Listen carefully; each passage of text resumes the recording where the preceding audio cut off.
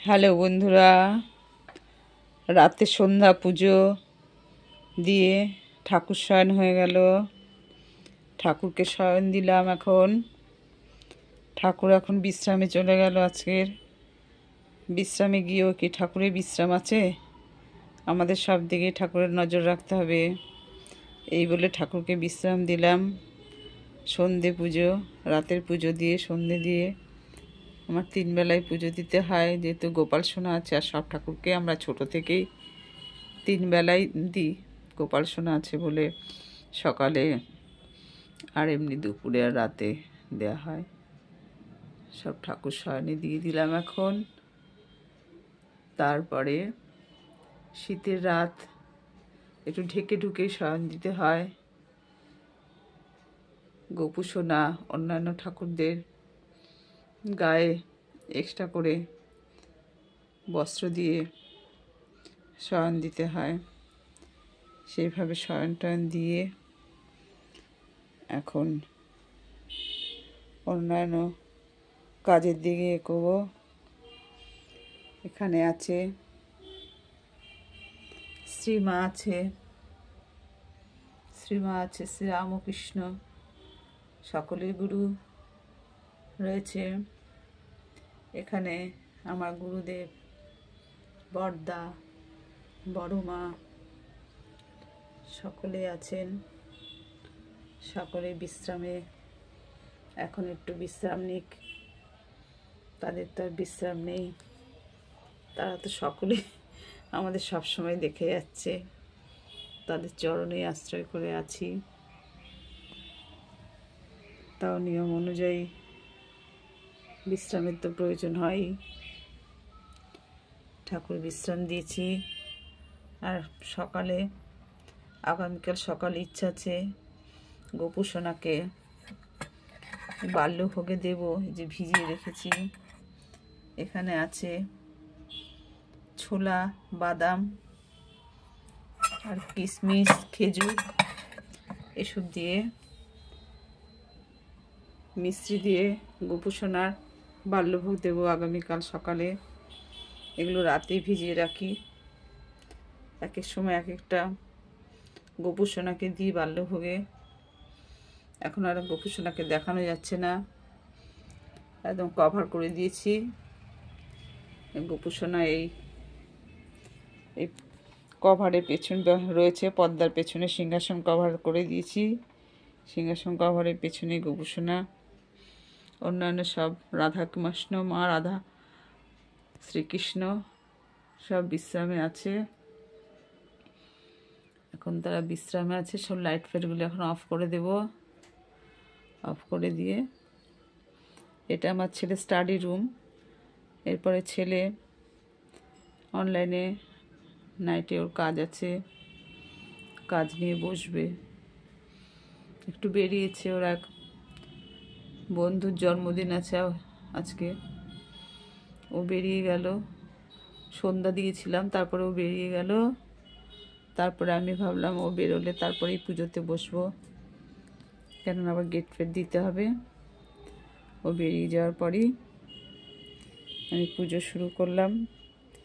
পুজো করতে বেশ টাইম লাগে, কেননা একটু আমাদের গুরুদেবের প্রার্থনা আছে, প্রার্থনা করি, একটু ঠাকুরের নাম গান করি। শ্রীরামকৃষ্ণ, শারদামণি, শ্রীমা সকলের একটু নাম গান করি। এসব করতে একটু টাইম লাগে। হাতে সময় থাকলে সন্ধ্যের পরে, যদি বাইরে বেরোনো না থাকে, যেদিন বাইরে টিউশনি না থাকে, সেদিন একটু মন ভরে এসবই করি সন্ধ্যের পর। আর এমনি কোথাও বেরোলেও 10টার আগে যদি চলে আসি, 9টার মধ্যেই চলে আসি। কখনো কখনো যদি লেট হয়, 10টার আগে যদি চলে আসি, তাহলেও একটু ঠাকুরের প্রার্থনা করে নিই। অনেকে বলে ঠাকুরের প্রার্থনা একটা নিয়ম আছে, নিয়ম অনুযায়ী করতে হয়। কিন্তু আমি যখন সময় পাই তখনই করি। আর ঠাকুরের নাম গান তো সর্বক্ষণই আমার হৃদয়ে আছে।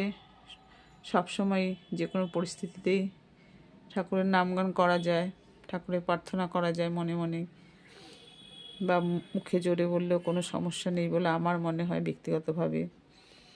কিন্তু ঠাকুরের নিয়ম অনুযায়ী সে তো নিয়মে অনেক কিছুই থাকে, করতে পারলে নিশ্চয়ই ভালো। সময়ের কাজ সময় করা খুবই ভালো, তার জন্য আমার কোনো আপত্তি নেই। কিন্তু সময় না হলে তো আর সেটাকে আমি আমার জীবন থেকে সরিয়ে দিতে পারি না।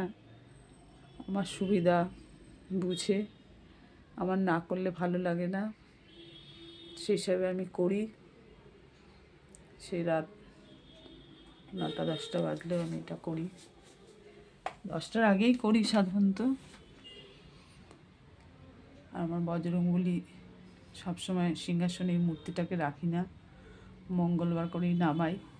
আর এমনি সিংহাসনে অন্য ঠাকুর আছে, লোকনাথ বাবু বসে আছে। লোকনাথ বাবু, অন্যান্য দেবতা যখন যেখানে যেতে, এগুলো সবই আমার হাজবেন্ডের আনা। ও যখন যেখানে যেত কোনো না কোনো কিছু ওর হাতে করে আনতেই হবে। তাই বলেছিল যে এবার সব মূর্তিগুলো চেঞ্জ করতে হবে, করে আরও অন্যান্য মূর্তি আনতে হবে। ও কৃষ্ণনগর যেত জগদ্ধাত্রী পুজোতে, তখন সব ছোট ছোট এইসব ঠাকুরগুলো আনতো। এই যে গ্রিন গণেশ, এটাও নিজের হাতেই তৈরি করা গ্রিন গণেশটা, ভালো বোঝা যাচ্ছে না, এই গ্রিন গণেশটাও নিজের হাতে তৈরি করেছিল। ও ভালোই টেরাকোটার কাজ করতে ভালোবাসতো, ক্লে দিয়ে বিভিন্ন রকম জিনিস করতে ভালোবাসতো। ছেলের প্রজেক্টে বিভিন্ন রকম কাজকর্ম ও হেল্প করতো ছেলেকে। এখানে ওই যে ভোলে বাবার মূর্তিটা আছে শোকেসে, ব্ল্যাকের ওপরে ভোলে বাবার মূর্তিটা, ওই সাদা স্টোনের যে মানে শঙ্খের বা ঝিনুকের ওটা নয়, ওটার পাশে যেটা রয়েছে সেটাও ওর হাতেরই করা, মূর্তিটা ওর হাতেরই করা। শিবলিঙ্গ, শিবলিঙ্গ, এই শিবলিঙ্গটা আমার হাজব্যান্ডের হাতে করা। এই শিবলিঙ্গটা আমার হাজব্যান্ডের হাতে করা। কালারটা এখনো খুব সুন্দর রয়েছে, কালারটা এখনো কত বছর আগে পড়েছে। শিবলিঙ্গ, এই শিবলিঙ্গটা করেছিল হাতে করা। রবীন্দ্রনাথ ঠাকুরের মূর্তি, কবিগুরুর মূর্তি করেছিল।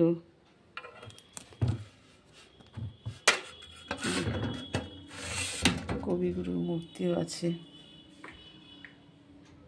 আর এগুলো সব আমার হাতে করা, বিভিন্ন রকম হাতের কাজ।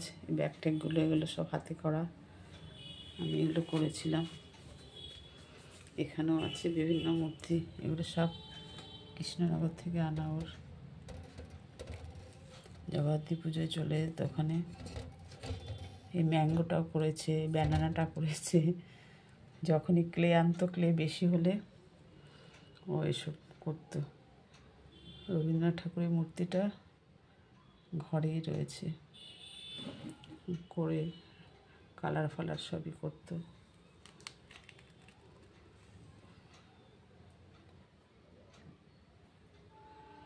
হাতের কাজ করতে খুব ভালোবাসতো, বিভিন্ন রকমই হাতের কাজ।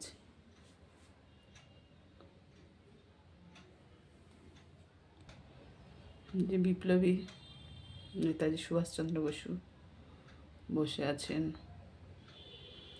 বজরংবলী, এদের নিয়ে যখন দেখাচ্ছি একটু দেখিয়ে নি,